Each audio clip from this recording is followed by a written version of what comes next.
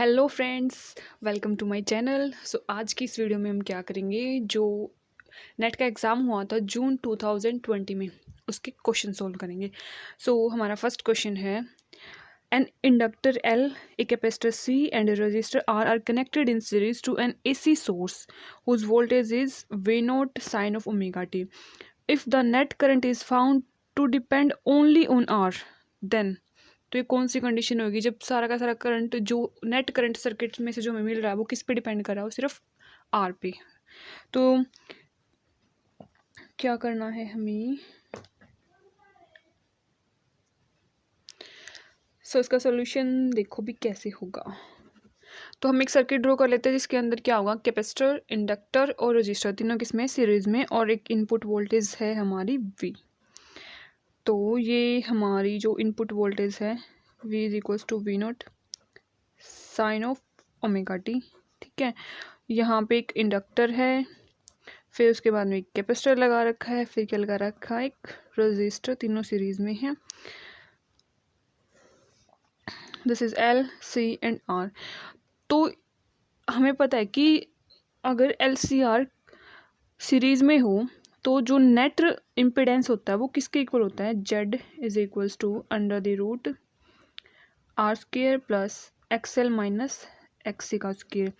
XL क्या है, जो इंडक्टर का जो रेजिस्टेंस है ना, वो इंडक्टेंस जिसको हम बोलते हैं वो है, और XC क्या है, कैपेसिटर्स की वजह से जो रेजिस्टेंस होगा वो है। ठीक है, अगर टोटल रेजिस्टेंस इस सर्किट का सिर्फ R हो, मतलब जो टोटल करंट है, नेट करंट है इस सर्किट का, वो डिपेंड कर रहा है किस पे, सिर्फ रेजिस्टेंस R पे।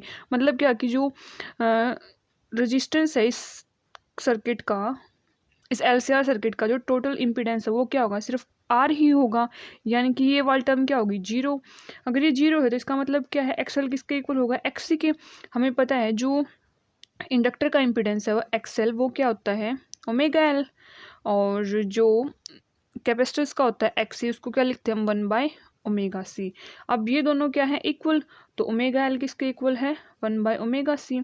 अगर हम यहाँ से देखें तो ओमेगा स्क्वायर किसके इक्वल हो गया, 1/LC। तो जो फ्रीक्वेंसी है ओमेगा वो किसके इक्वल होगी, 1/√LC। So option C is the correct option. बहुत ही इजी क्वेश्चन था, सिर्फ हमें ये पता होना चाहिए था कि LCR सर्किट का जो नेट रेजिस्टेंस होता है वो कितना होता है, मतलब इन तीनों पे कैसे डिपेंड करता है। उसके बाद ये नेक्स्ट क्वेश्चन है, EDC, इसके अंदर क्या दे रखा है, 3 point charges Q are placed at the corners of an equilateral triangle.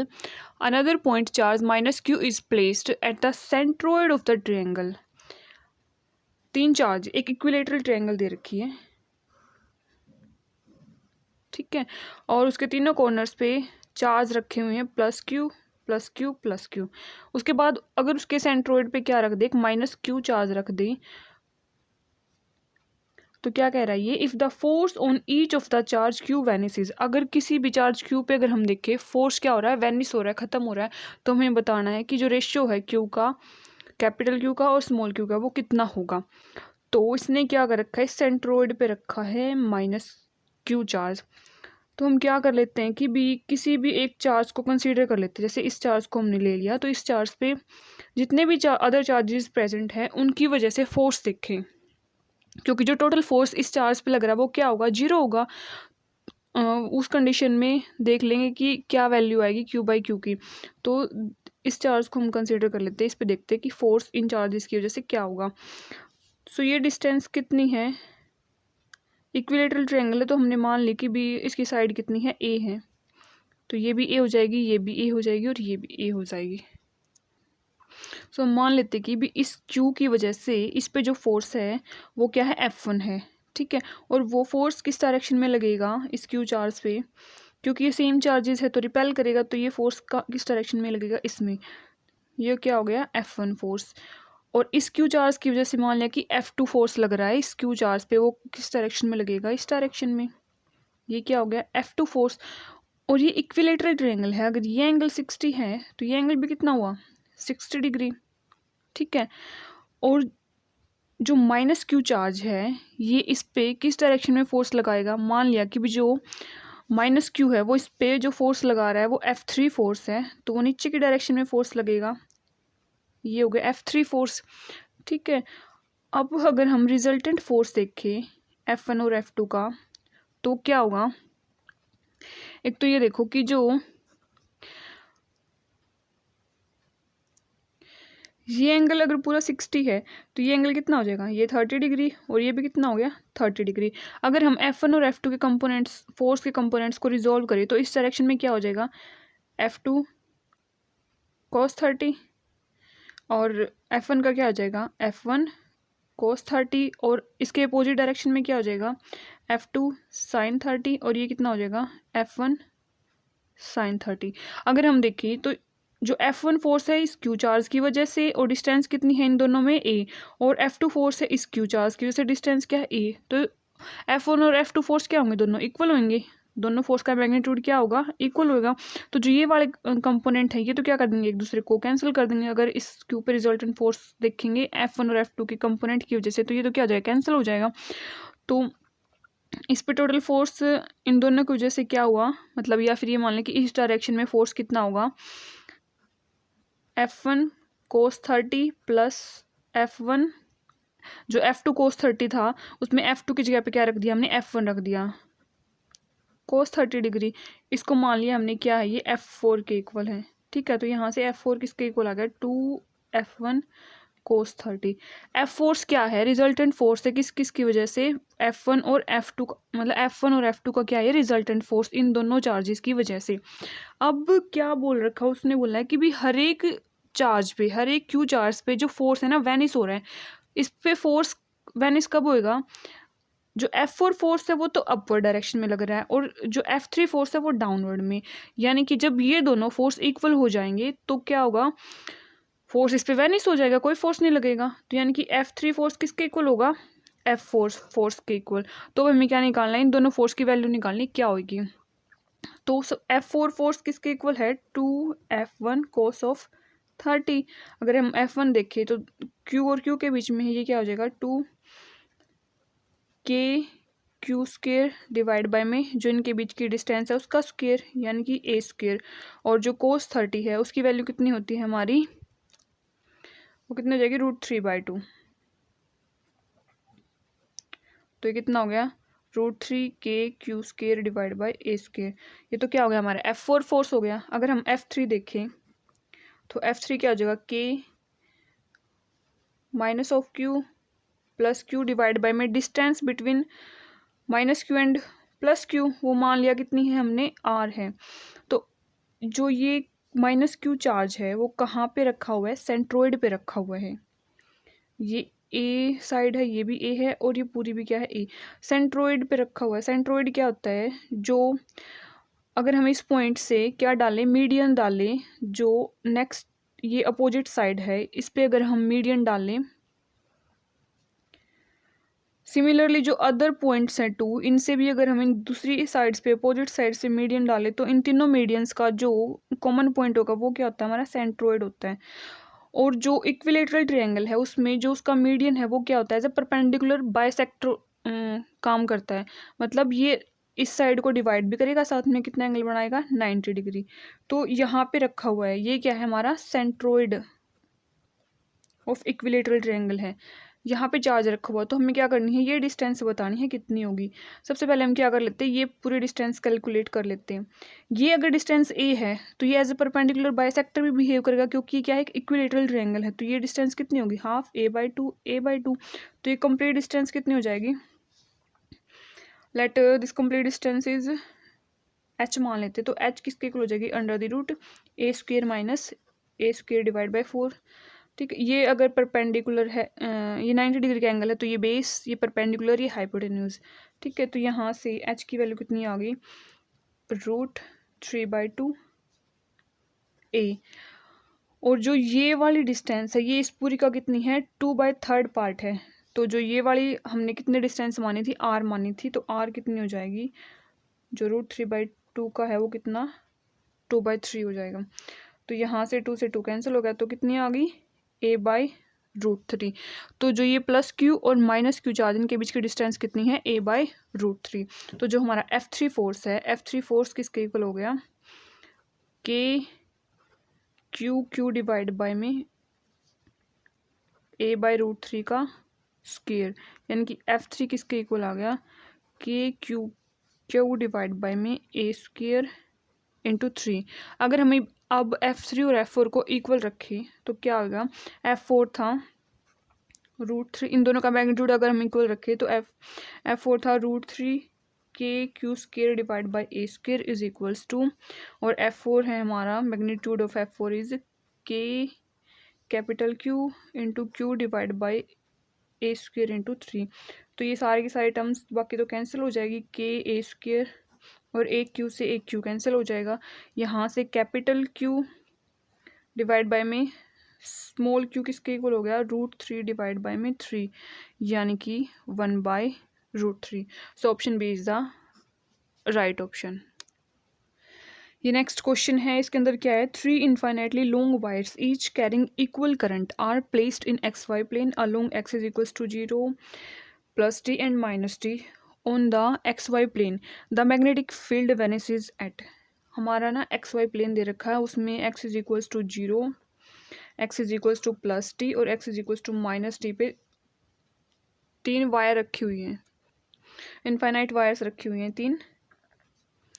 ये तो x इक्वल्स टू 0 पोजीशन, ये वाला तो x is equals to 0 position पे है, ये x is equals to d position पे है, और ये x is equals to -t position पे रखी हुई है, ठीक है। On the XY plane the magnetic field vanishes at, हमें बताना है कि किस पॉइंट पे क्या करेगा, मैग्नेटिक फील्ड वेनिस करेगा। और इन तीनों के अंदर क्या है, करंट सेम फ्लो कर रहा है, I करंट। तो हमने मान लिया कि भी कोई पॉइंट है P यहाँ पे, जहाँ पे क्या हो रहा है, मैग्नेटिक फील्ड वेनिस कर रहा है। तो अब हम क्या करेंगे, मैग्नेटिक फील्ड निकालेंगे इस पॉइंट P पे इन तीनों वायर्स की वजह से। तो इसकी वजह से मान लिया कितना है, ये फर्स्ट वायर मान ली, इसकी वजह से मान लिया कितना मैग्नेटिक फील्ड है इस पॉइंट पे B1। सो B1 कितना हो जाएगा, ये देखना है। अगर हमारे पास कोई फाइनाइट वायर होती तो उसकी वजह से किसी पॉइंट पे हम मैग्नेटिक फील्ड की वैल्यू कैसे लिखते थे, वो होती थी B is equals to μ0 divide by 4π I divide by में distance of this wire from the point R। और अगर इस वायर का ये वाला एंड α1 एंगल बना रहा है, ये वाला एंड α2 एंगल बना रहा है, तो ये कितना हो जाता था, sine of α1 plus sine of α2। और अभी क्या दे रखी है हमें, इनफाइनाइट वायर दे रखी है, तो ये एंगल कितना हो जाएगा, अप्रोक्सीमेट 90 डिग्री हो जाएगा ये एंगल। तो जो मैग्नेटिक फील्ड है इस इनफाइनाइट लॉन्ग वायर की वजह से वो कितना हो जाएगा, μ0 divide by 4π into I divide by R, sine 90 plus sine 90 कितना हो गया, साइन 90 1 होता है तो 2, तो ये हो गया 2 2 ज़ा 4, तो μ0 I डिवाइड बाई 2πr। अब अगर हम माने कि जो ये कितनी डिस्टेंस पे है, ये P पॉइंट इससे x डिस्टेंस पे है, तो जो B1 मैग्नेटिक फील्ड है ड्यू टू फर्स्ट वायर वो किसके इक्वल हो जाएगा, μ0 डिवाइड बाई 2π I, और डिस्टेंस कितनी हो जाएगी, ये डिस्टेंस कितनी थी d, ये भी डिस्टेंस कितनी है d। तो ये इस P पॉइंट पे और जो ये फर्स्ट वायर इसमें डिस्टेंस कितनी हो जाएगी d प्लस x, तो μ0 I divide by 2π d plus x। और अब हम देखें कि जो डायरेक्शन है मैग्नेटिक फील्ड की इस पॉइंट P पे वो क्या होगी, तो वो कैसे दिखते हैं, हम जो करंट की डायरेक्शन है वो क्या हो जाएगी, उसको जो करंट की डायरेक्शन है उसमें अगर हम अपने राइट हैंड में उस वायर को पकड़ लें तो जो थंब है ना, वो थंब की डायरेक्शन वो रिप्रेजेंट करेगी करंट की डायरेक्शन को, और जो कर्लिंग ऑफ फिंगर है वो रिप्रेजेंट करेगी मैग्नेटिक फील्ड की डायरेक्शन को। अगर हम देखें तो ये तो हमें जो हमारा थंब है ये रिप्रेजेंट कर रहा है किसको, करंट की डायरेक्शन को। तो अगर इस पॉइंट पे देखें तो जब हम अपनी फिंगर्स को कर्ल करें तो वो क्या जा रही है, डाउनवर्ड डायरेक्शन में जा रही है। तो पॉइंट P पे जो मैग्नेटिक फील्ड होएगा इस वायर 1 की वजह से वो क्या होगा, डाउनवर्ड डायरेक्शन में होगा, ठीक है। और अगर हम B2 देखें ड्यू टू सेकेंड वायर इस पॉइंट P पे, तो वो मैग्नेटिक फील्ड कितना हो जाएगा, μ0 I डिवाइड बाई में 2π, डिस्टेंस कितनी है x। और ये इसकी डायरेक्शन देखें तो वो भी कितना होएगा, वो भी क्या होगी, अगर हम करंट की डायरेक्शन में करें हमारे थंब को, तो जो कर्लिंग है फिंगर्स की वो डिनोट करेगी मैग्नेटिक फील्ड को डायरेक्शन को। तो कर्ल क्या हो रही है, नीचे की तरफ, तो मैग्नेटिक फील्ड इस पॉइंट P पे ड्यू टू सेकेंड वायर भी क्या होगा, डाउनवर्ड डायरेक्शन में होगा। अगर हम थर्ड वायर की वजह से देखें मैग्नेटिक फील्ड B3 वो किसके इक्वल होगा, mu naught I divide by में 2 पाई, डिस्टेंस कितनी है D-x। अब अगर हम हमारे थंब को रखे करंट की डायरेक्शन में और कर्ल करे फिंगर्स को, तो जो इस पॉइंट P पे हमारी फिंगर्स कहाँ आ रही है, अपवर्ड डायरेक्शन में आ रही है। जैसे ये थंब है, इस डायरेक्शन में करंट जा रहा है, तो हमारी वो क्या आ रही है, ऊपर की डायरेक्शन में आ रही है हमारी फिंगर्स। तो ये जो इस P पॉइंट पे मैग्नेटिक फील्ड है वो कहाँ होगा, अपवर्ड डायरेक्शन में होगा। तो इसको डिनोट कर दिया। अब जो इस पॉइंट P पे डाउनवर्ड डायरेक्शन में टोटल फील्ड और अपवर्ड डायरेक्शन में टोटल फील्ड ये इक्वल होंगे, तभी तो क्या होगा, इस पे मैग्नेटिक फील्ड वैनिश करेगा, जीरो होगा। यानी कि इनवर्ड फील्ड और आउटवर्ड फील्ड दोनों क्या होने चाहिए, इक्वल होने चाहिए। तो डाउनवर्ड डायरेक्शन में कौन है, दो मैग्नेटिक फील्ड है B1 और B2, तो B1 प्लस B2 किसके इक्वल होगा, B3 के। तो यहाँ से अगर हम देखें mu naught I divide by 2 pi D plus x plus mu naught I divide by 2 pi x किसके इक्वल होगा, mu naught I divide by 2 pi D minus x. Mu naught I divide by 2 pi common लेके cancel हो जाएगा, तो यहाँ से 1 by D plus x plus 1 by x is equals to 1 divide by D minus x. अब हम इससे अगर इनको सोल्व करके देखें तो जहाँ से x की हमारी वैल्यू क्या आएगी, plus minus D divide by √3। सो जो ऑप्शन डी है वो क्या हो जाएगा, करेक्ट ऑप्शन हो जाएगा। उसके बाद ही एक और क्वेश्चन देखते हैं जिसमें क्या दे रखा है, इलेक्ट्रिक फील्ड दे रखा है E of x y z t is equals to E naught cos of 2x plus 3y minus omega t, where omega is a constant, by the electric field of an electromagnetic wave traveling in vacuum। किस में travel कर रही है, vacuum में travel कर रही है। Which of the following vector is valid choice of E naught, E naught बताने की क्या होगा। सो हमें पता है कि भी वैक्यूम में जो E डॉट के वेक्टर होता है वो क्या होता है, जीरो। इन दोनों की डॉट प्रोडक्ट जीरो होती है। के क्या है हमारा, वेव वेक्टर। सो अगर हम यहाँ से देखें इलेक्ट्रिक फील्ड की वैल्यू, तो वो क्या होती है, कोस of k dot r minus omega T. तो जब हम इससे कंपेयर करें तो के वेक्टर को हम क्या लिख सकते हैं, के वेक्टर हो जाएगा 2i cap plus 3j cap, और आर वेक्टर क्या हो जाएगा, xi cap plus yj cap. जब हम इन दोनों की डॉट प्रोडक्ट करेंगे तभी तो ये वाली वैल्यू आएगी। तो क्या होता है इसके अंदर इलेक्ट्रिक फील्ड में E is equals to E naught cos of k dot r minus of omega t. So जब हम इसे कंपेयर करके के की वैल्यू निकालेंगे तो के की वैल्यू क्या आएगी, 2i cap plus 3j cap. Let us suppose electric field क्या है I और J कैप में, EXi cap plus EY J cap. तो इन दोनों की डॉट प्रोडक्ट E डॉट के क्या होना चाहिए, ज़ीरो होना चाहिए। सो हम क्या कर लेंगे, ऑप्शंस की ये ऑप्शंस है ना, इसके अंदर पुट कर करके देख लेंगे, जिसके लिए जीरो आ रहा होगा वो हमारा क्या हो जाएगा, करेक्ट आंसर हो जाएगा। सो अगर हम फर्स्ट देखें तो I cap minus 3/2 J cap, और के क्या है हमारा 2i cap plus 3j cap.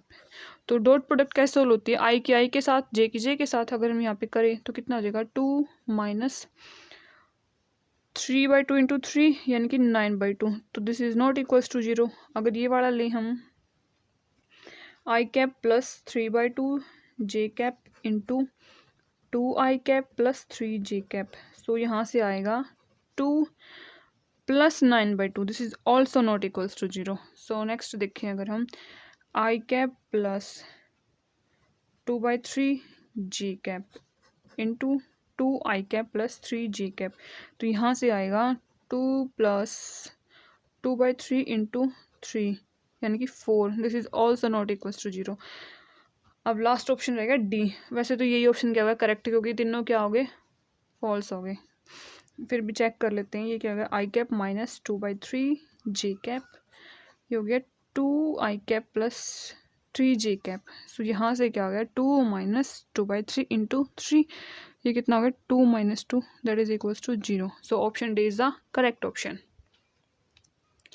Next question है, इसके अंदर क्या दे रखा है, the temperature of two perfect black bodies A and B are 400 kelvin and 200 kelvin respectively. If the surface area of A is twice that of B, the ratio of total power emitted by A to that of B is। Power का ratio बताना। क्या दे रखा हमें, black body है, एक तो ए है और दूसरी क्या है, बी। ए का टेम्परेचर कितना है, इसके लिए जो टेम्परेचर है वो है 400 केल्विन, और बी के लिए जो टेम्परेचर है वो कितना है, टेम्परेचर ऑफ टी है, इसको टेम्परेचर ऑफ टी बी से डिनोट कर देते हैं, वो कितना है 200 केल्विन। उसके बाद एक और चीज़ दे रखी, क्या, सरफेस एरिया ए का ट्वाइस है दैट ऑफ बी। मान लेते हैं कि जो सरफेस एरिया है बी का, सरफेस एरिया ऑफ बी कितना है, कितना माने, एक्स मान लेते हैं, एक्स मीटर स्क्वायर। तो ए का कितना हो जाएगा, surface area of A 2x।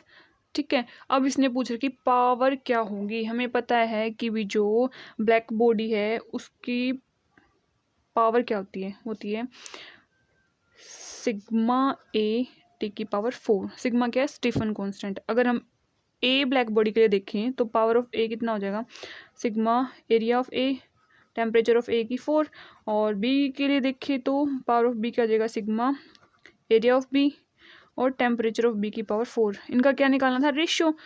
तो power of A divide by power of B, sigma तो एक कांस्टेंट है तो कैंसिल हो जाएगा, तो ऊपर क्या आएगा, area of A, temperature of A की power 4 divide by area of B, temperature of B की पावर 4।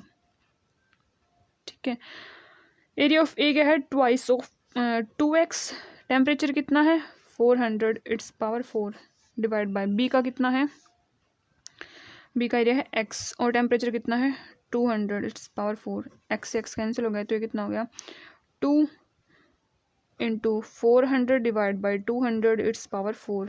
तो ये कितना आ गया 2, यानी कि 2 इंटू 2 की पावर 4, ये कितना हो गया 2 की पावर 5। 2 की पावर 5 कितना होता है, तो 2 की पावर कितना होता है 32, तो इस कितना हो गया 32। सो ऑप्शन से इज द करेक्ट ऑप्शन। ये एक क्वेश्चन और देखते हैं, इसके अंदर क्या है, a function of a complex variable Z is defined by the integral F of Z is equals to close integration omega square minus 2 divide by में ओमेगा माइनस जेड, डब्ल्यू बोल देते हैं इसको, W square minus 2 divide by W minus this is Z, और ये कितना है 2। Where this is a circular contour of radius 3 centred at origin running counterclockwise in the w plane, the value of the function at z equals to 2 minus iota is। z की जब ये वाली value होगी तो हमें क्या बताना है, इसका ये इंटीग्रल की क्या वैल्यू होगी ये बतानी है। तो जब ऐसे क्लोज्ड कंटूर पे अगर हमें क्वेश्चन निकालने तो हम किसका यूज़ करते हैं, कोची रेजिड्यू थ्योरम का। तो सबसे पहले हम क्या करते हैं, सिंगुलर पॉइंट्स या फिर पोल्स निकालते हैं। वो कैसे करेंगे, इसको जीरो पुट करके नीचे वाली टर्म को।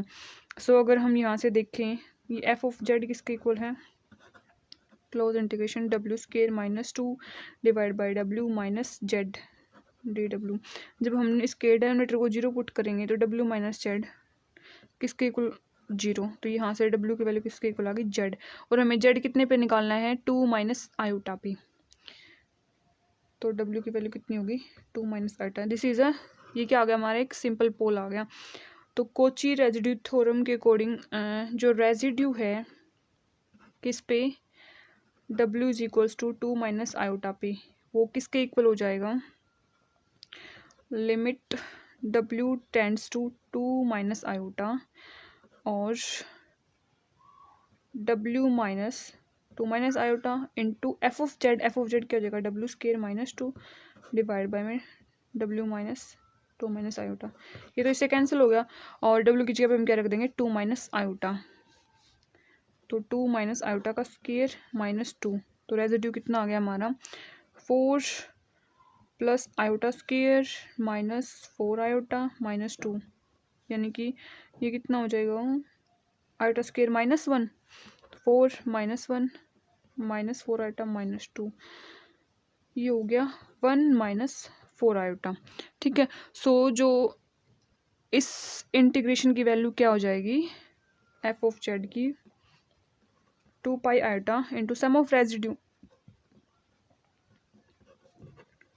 अब रेजिड्यू तो हमारा कितना था, सिर्फ एक ही था, तो कितना हो जाएगा 2 pi iota into 1 minus 4 iota. यहाँ से देखें तो कितना हो गया 2 पाई आयोटा -8 पाई आयोटा स्क्वायर, और आयोटा स्क्वायर क्या होता है -1, तो 2 पाई आयोटा प्लस 8 पाई, यानी कि कौन सा option, option C is the correct option. I hope आपको ये क्वेश्चन समझ आए होंगे। अगर समझ आए तो प्लीज़ इस वीडियो को लाइक कर देना और कमेंट कर देना, और प्लीज़ इस चैनल को सब्सक्राइब कर देना। Thank you so much for watching.